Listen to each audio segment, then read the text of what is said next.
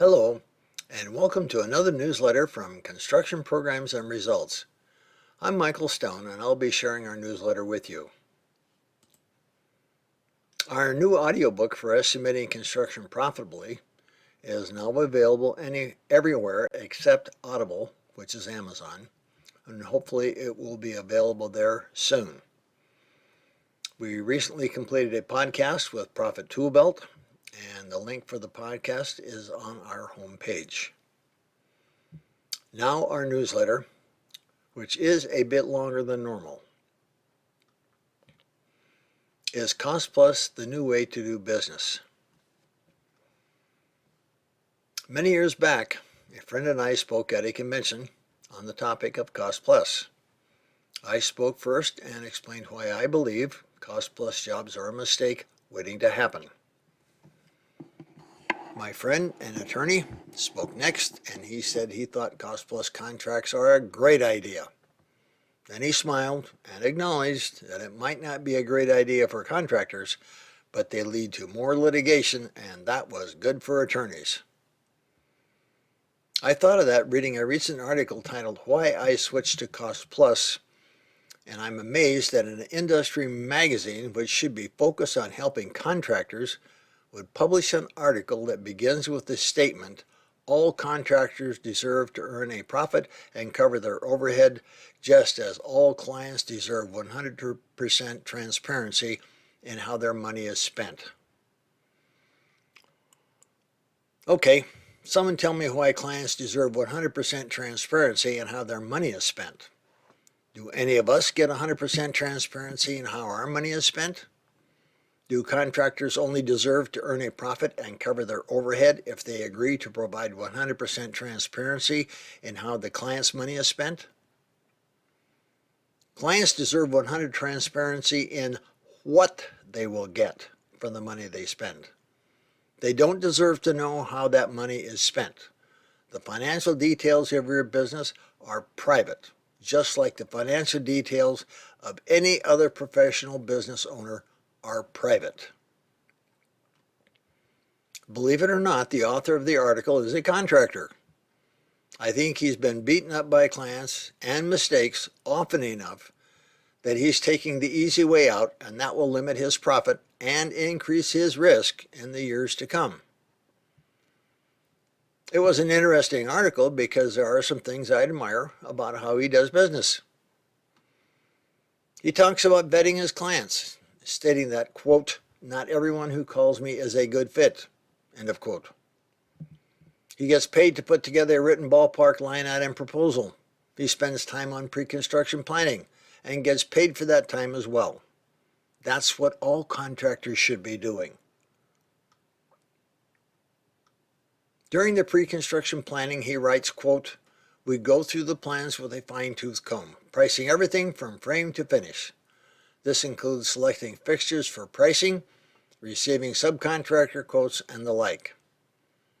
Essentially, we run through the whole job on paper while working together to make adjustments to maintain the bottom line budget. This work is billed by the hour. And a note, I have separate contracts for pre-construction and construction in the off chance we don't perform the construction work. It ensures that the planning service is paid for and underscores my belief that builders deserve to make a profit when they perform service for a client. End of quote.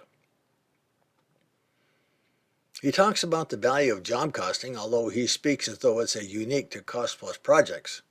Quote, another benefit of working Cost Plus and tracking a job from start to finish comes in the form of hard data about the performance and costs associated with specific tasks. Comparing the initial pre-construction job estimates with subsequent tracking of job costs during construction highlights the accuracy or inaccuracy with which you understand your business. End of quote. With his attention to detail and level of pre-construction planning, which includes collecting quotes from subs, why not finish compiling the estimate and quote a firm fixed price? Two reasons came out: estimating labor and the risk of hidden conditions.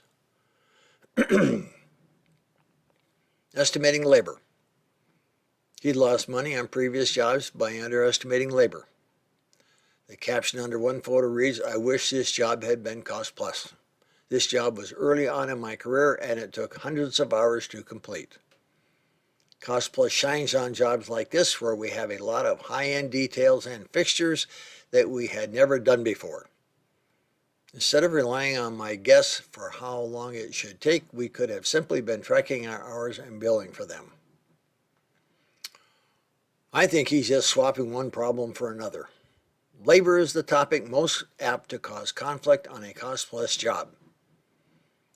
Clients don't argue about material invoices or subcontractor quotes, but they can argue about why it took so long to frame the staircase. They aren't happy to pay for training time. They aren't thrilled with paying for bathroom breaks, or multiple trips to a supply house when things are forgotten, or time spent on a phone that pertains to another job, or on upcoming birthdays. On the topic of labor, he also wrote, quote, "A great selling point of cost plus is that if things progress faster, they cost less, and ultimately encourages efficiency on site. Cost plus also ensures that detail-oriented and labor-intensive tasks are not subject to an educated guess of how long they might take." End of quote. Again, someone needs to explain that to me. What's the incentive to have things progress faster on a cost plus job? How does cost plus encourage efficiency? It's easy in today's environment to move a job along when 5 other jobs are waiting in the wings. But what about when business slows down? If your employees know they'll be sitting at home once this job wraps up, they have no incentive to get things done on time or ahead of schedule. Estimating labor can be difficult, and sometimes you miss. It takes time and practice, but if you want to make money in this business, it's what you need to do. Your skills improve when you compare the actual labor to your estimates, so you know where you fell short. That also gives you the info you need to adjust future estimates. While you keep learning, in our book, Estimating Construction Profitably, I give a few tips on how to estimate your labor time so you don't lose your profit. Yes, estimating labor is an educated guess, but your education improves as you gain experience. In the meantime, as I explain in our book, include a buffer and be realistic.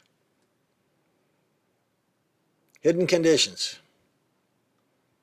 He also talks about hidden conditions costing him money. When he built jobs on a firm fixed price, quote, "After a few years of working with fixed price contracts, I began to realize just how easy it is to miss things when preparing an estimate. It's a fair assumption that most, if not all, builders have experienced the anguish of discovering they forgot to include something, but being reluctant to ask the client for additional money. A large enough error can impose a significant financial burden on a builder, particularly one who's in the early stages of establishing a business." End of quote. There's a difference between missing items on an estimate and hidden conditions. You'll miss fewer items if you create a checklist and use it consistently when estimating. That's a matter of discipline. The author states that his business is primarily historical buildings, and older buildings are more at risk for hidden conditions, requiring a closer look. Years ago, I took several calls in an older, wealthier part of Portland, Oregon, where many of the homes began as vacation cottages in the late 1800s. I was surprised to find 2x4s used for floor joists in some of them. I didn't discover the floor joist by accident after we'd started the job. I discovered the problem before estimating by crawling under the houses, often in very tight places. Nothing worthwhile comes easy. There are a few hidden conditions that are completely hidden. Let me try that again. There are very few hidden conditions that are completely hidden. Almost always you'll see clues to rot or other problems if you look closely enough. If you're still not sure, offer a demolition and discovery agreement. We explain how to present and write this type of agreement and how to incorporate it into your overall contract in the book Profitable Sales, A Contractor's Guide. Security versus profitability. You'd think with all the pre-construction planning and attention to detail he provides, a firm fixed price contract would be easy and far less risk. But he doesn't see risk with Cost Plus, he sees security. He wrote, quote, "It has the potential to be a very great vehicle for ensuring transparency, financial balance, and shared risk on expensive construction projects." He also wrote, "Since switching to Cost Plus, the stress I used to carry, wondering whether I made money, has evaporated, replaced by the security of knowing we are earning the wages we want and my business is making money."